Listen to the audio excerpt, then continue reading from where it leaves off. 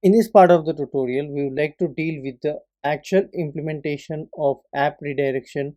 So both the applications will be installed on our device and we will try to redirect in between these two applications.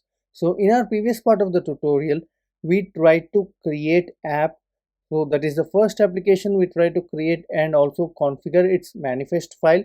That is the Android configuration we have done. And in this part of the tutorial, we'll try to create another application, that is second application, and there also we'll try to configure its Android manifest file and then try to navigate in between these two applications.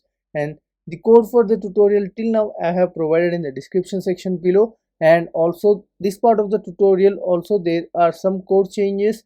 That is, we are going to create a second application, and of course the configuration will be same for both the applications. And I suggest you to watch till the end of this particular tutorial and try to create the second application and try to link these two applications so that whenever you are trying to navigate from one app to another app, you can clearly navigate without any barriers in between. I hope you have covered the previous tutorials as well. If not, I am providing the link in the description section below, and I suggest you to watch those tutorials before getting started with this particular tutorial through the code which we have used in the previous parts of the tutorial. So you may not understand like what we have written and what is the configuration we have done till now. And now let's get started with this tutorial. And before getting started with this particular tutorial, I want to show you a small demo, like how the output will be like, so that you will get a good clarity and try to concentrate on the. So now let's get started. So here in the first app you can see like navigate to second app, and when I tap here you have got an option like open with first app or second app. So we are going to second app, so I'm selecting second app here, and you can just click always here or just once depending on your requirement, and I am tapping on always, and here you can see you are in second app. And now let's try to close the both the applications, and also I'm trying to kill the application in background as well. So from the first app, when you try to tap on navigate to second app, you can see like we are being navigated to the second app, and on the device you are having both the apps installed here.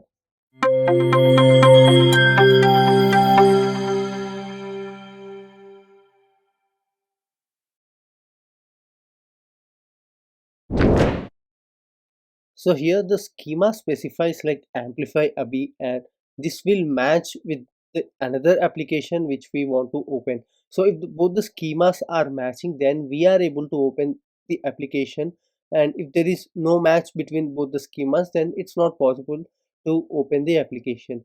And also the host is saying like launch. So again the hosts are of different types here. So here for Android host we will specify launch, so that we are able to launch the application whenever we try to find this particular launch as host here.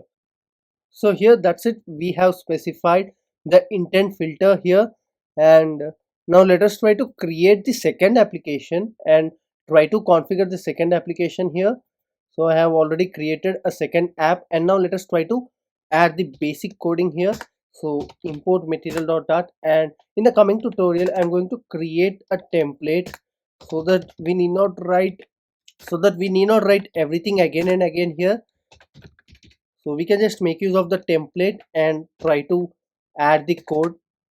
So here I am considering a stateless widget, and now here quickly I am going to specify material app.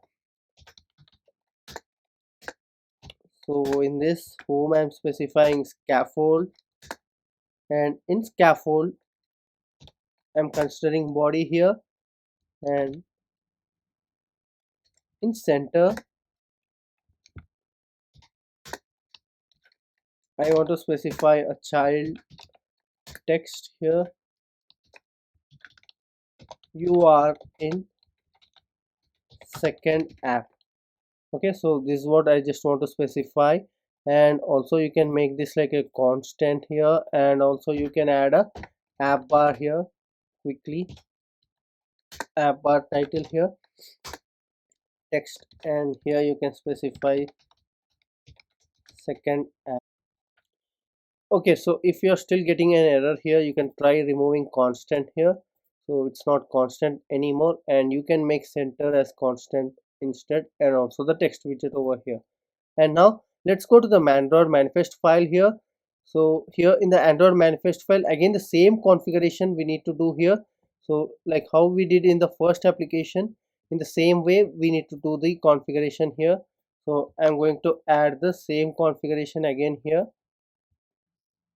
And now let's just try to run this particular code here. So I'm just starting the emulator, and now let us try to run this particular code. And before trying to run this code here, what I suggest is like install both the applications, like first app and second app, and then try to run this particular code on your emulator.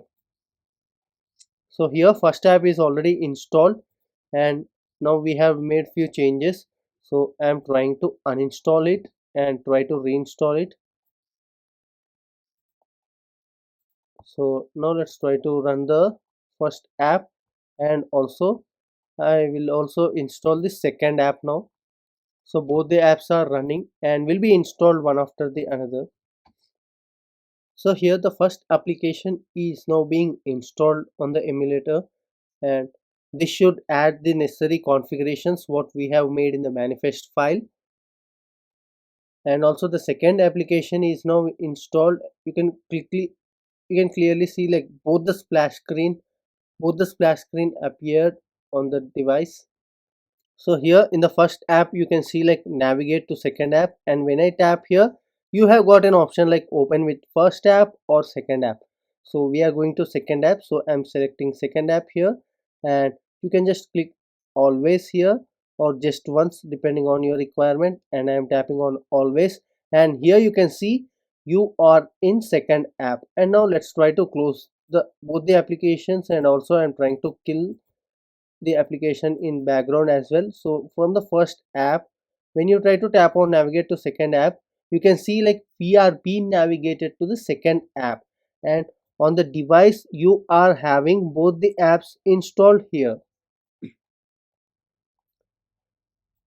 So this is how we can configure our application to open another application which is being installed on our device. So this is it for this particular tutorial. If you are having any queries in this particular implementation, let me know in the comment section below, and the code for this tutorial I'm providing in the description section below, and also the links for the previous two tutorials also I have added in the description section below. So if you like this tutorial, do like, share and subscribe to our channel for more interesting content on Flutter.